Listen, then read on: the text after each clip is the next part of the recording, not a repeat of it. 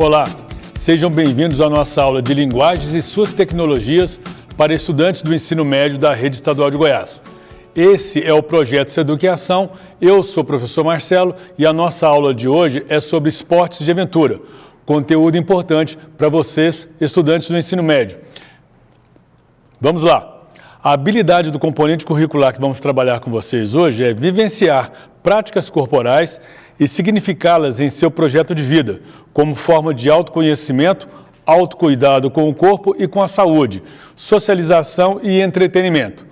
O objetivo de aprendizagem do DC Goen é analisar diferentes práticas corporais de aventura, compreendendo criticamente as marcas sociais e as transformações históricas dos sentidos, significados e interesses constitutivos das práticas corporais de aventura para realizá-las de forma proficiente, bem como levantar hipóteses para intervir nesse processo de mudanças. Os objetivos de conhecimento do DC Goen é o conhecimento teórico-prático sobre atividade física, exercício físico e treinamento corporal no contexto das práticas corporais. Conhecimento teórico-prático dos fundamentos técnicos e das regras básicas nas práticas corporais, ok? Muito bem. Então, dentro de todo o conhecimento da cultura do movimento humano, nós vamos trabalhar hoje com vocês esportes de aventura. E é bom deixar bem claro que, às vezes, todo esporte, ele nasce de uma prática cotidiana, que às vezes vai virando uma atividade recreativa, e aí, de acordo com a sistematização, com o número de praticantes e com o interesse da mídia voltado para esse tipo de prática, ela se transforma em esporte. E é o caso dos esportes de aventura também. Você pode até não associar o termo à modalidade, mas muito provavelmente já se viu praticando alguma atividade esportiva considerada de aventura. Aquela caminhada por trilhas em meio à natureza, tão comum em destinos de ecoturismo, é conhecida como hiking e é um dos tipos de esporte de aventura mais praticados em qualquer lugar. Esportes de aventuras e radicais, não importa o termo, são para quem gosta de uma dose de adrenalina e contato com a natureza, inclusive com esse apelo todo pela recuperação de toda a natureza na Terra, com toda essa alteração do clima, né, de toda essa preocupação ecológica, os esportes de aventura estão em alta, porque coloca o ser humano em contato com a natureza, sempre respeitando, interagindo com os elementos da natureza. Por isso que o interesse cada vez maior por esse tipo de esporte vem crescendo. Modalidades que envolvem um certo risco calculado são as que melhor definem o que é o esporte de aventura. Veja bem, é interessante sempre ressaltar, durante a nossa fala da aula de hoje, é que todo esporte radical ou de aventura, ele tem um risco, porém ele é calculado. Tanto é que ele é repleto de regras e de normas de segurança, procurando sempre preservar a vida e a integridade física de todo mundo que pratica, ok? É comum que elas sejam feitas em meio à natureza, sempre envolvendo elementos como velocidade, altura e despertando distintas sensações nos que a praticam.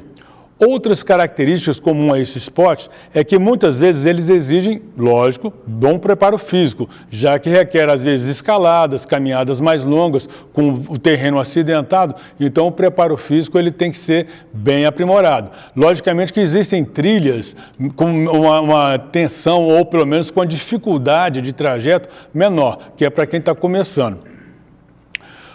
E, logicamente, trabalho também bastante o aspecto emocional, porque você tem que ter foco e disciplina. Ao mesmo tempo, proporcionam altas doses de adrenalina, porque é uma questão de aventura, e uma sensação de bem-estar pelo objetivo alcançado. Quando você conquista seu objetivo, que é chegar, por exemplo, ao alto de uma serra, de uma montanha, ou quando você consegue chegar ao final de uma trilha, obviamente que a satisfação por conquistar esse objetivo ela é bem grande. Não é uma regra, entretanto, os esportes radicais podem ser praticados também em situações de urbano, no caso dentro do ambiente de cidade, ok? As práticas de aventura urbana são aquelas praticadas na cidade e utilizam de elementos que podem ser encontrados nas ruas, em parques, praças e afins.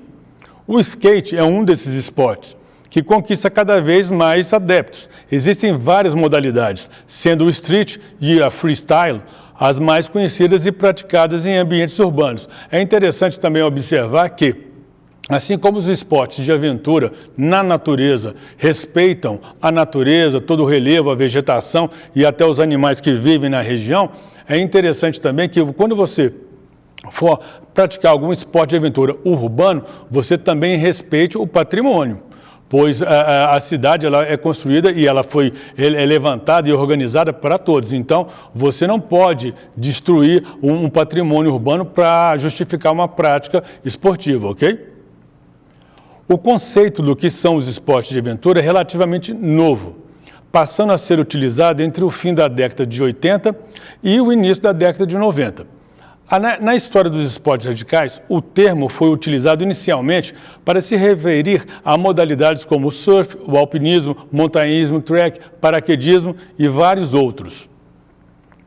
Enquanto estamos jogando ou praticando algum desses esportes, nosso corpo produz e libera mais hormônios, entre eles a endorfina, a serotonina e a adrenalina.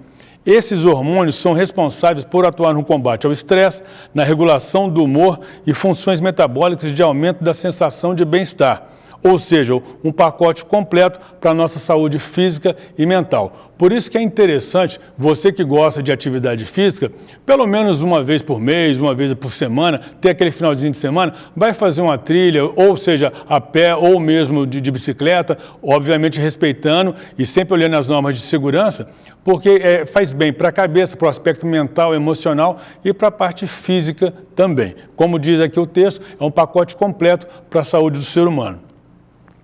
Antes de tentar realizar qualquer manobra de skate, vale considerar que o aspecto de segurança sempre deve ser observado.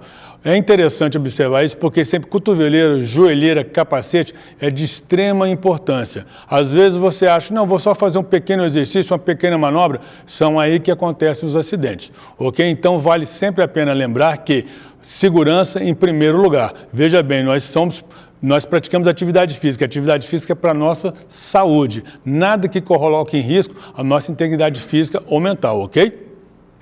O skate na escola. As práticas corporais de aventura sobre roda podem ser trabalhadas nas aulas de educação física, de maneira adaptada, embora nem sempre haja um espaço físico adequado e uma infraestrutura ideal à sua execução. É possível desenvolver algumas atividades que exploram variáveis como o espaço e o tempo, respectivamente construindo, por exemplo, percursos no ambiente escolar e manipulando o cronômetro, ou seja, fazendo o trajeto em menos tempo, ou seja, quem conseguir realizar o trajeto proposto em menos tempo seria o vencedor ou que teria, por exemplo, maior sucesso na atividade, ok? Tudo em forma de estafeta, que todo mundo já conhece e já pratica há muito tempo nos jogos e brincadeiras dentro da educação física. Caso possuam, e lógico, sempre sob autorização da unidade escolar, os estudantes podem trazer e compartilhar entre si aquilo que têm, uma vez que não é comum se dispor de equipamentos específicos, como bicicleta, patins ou skate, por exemplo, com material pedagógico e na quantidade suficiente para toda a turma. Portanto, pensar no desenvolvimento de suas habilidades vai depender das condições materiais que se dispõem no momento. Quando tiver condições e tiver autorização e sempre sob a supervisão de um profissional de educação física, se houver possibilidade de praticar e desenvolver as habilidades que esses esportes, principalmente o skate, pode nos trazer, seria interessante para o desenvolvimento do aprendizado e principalmente do vocábulo motor do estudante. Não se sabe ao certo como e quando o skate surgiu.